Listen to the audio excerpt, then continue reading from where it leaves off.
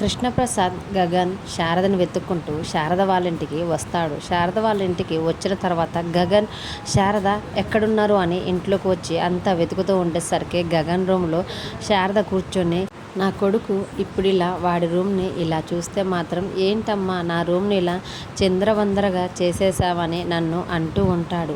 వాడికి ఎప్పుడు వాడి రూమ్ చాలా నీట్గా ఉండాలి అని అనుకుంటూ శారద వెక్కి వెక్కి ఏడుస్తూ ఉండేసరికి అలా మాట్లాడుతున్న శారద వైపు కృష్ణప్రసాద్ చూస్తూ శారద అని చిన్నగా అంటూ ఉండేసరికి ఎదురుగా ఉన్న కృష్ణప్రసాద్ను చూస్తూ శారద ఒక్కసారిగా, నా కొడుకు ఏం తప్పు చేశాడండి, అసలుకి ఆ శరత్చంద్రకి నా కొడుకు గగన్ అంటే ఎందుకంత కోపం, నా కొడుకుని తుపాకీ పెట్టి కాల్చి చంపేంత తప్పు వాడేం చేశాడండి, వాడి మీద ఉన్న కోపాన్ని పగని ప్రతీకారాన్ని తుపాకీతో గురిపెట్టి మరీ నా బిడ్డని చంపేశాడండి అని శారద వెక్కి వెక్కి ఏడుస్తూ కృష్ణప్రసాద్కి జరిగిందంతా చెప్పేసరికి కృష్ణప్రసాద్ ఒక్కసారిగా కోపంతో రగిలిపోతూ ఉంటాడు. రే శరత్చంద్ర, నా బిడ్డనే చంపేస్తావా, చెప్తాన్రా నీ పని అని కోపంగా కృష్ణప్రసాద్ శరత్చంద్ర వాళ్ళ ఇంటికి వచ్చి గుమ్మం ఎదుట నిలబడి రే శరత్చంద్ర అనే గట్టిగా పిలుస్తూ ఉండేసరికి కృష్ణప్రసాద్ అలా పిలవటంతో ఇంట్లోని వాళ్ళందరూ కూడా ఒక్కసారిగా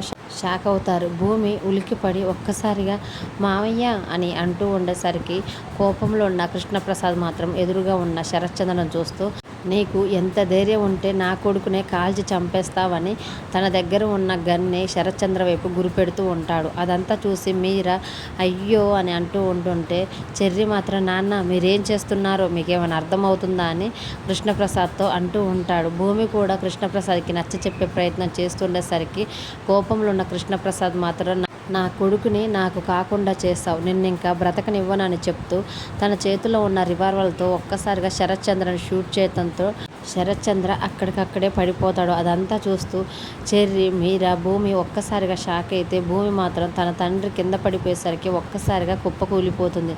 మరి నిజంగానే కృష్ణప్రసాద్ శరత్చంద్రని కాల్చాడా లేదా అనేది అప్కమింగ్ ఎపిసోడ్లో చూద్దాం. వీడియో నచ్చితే ప్లీజ్ లైక్ చేసి మన ఛానల్ సబ్స్క్రైబ్ చేసుకోండి. Thanks for watching.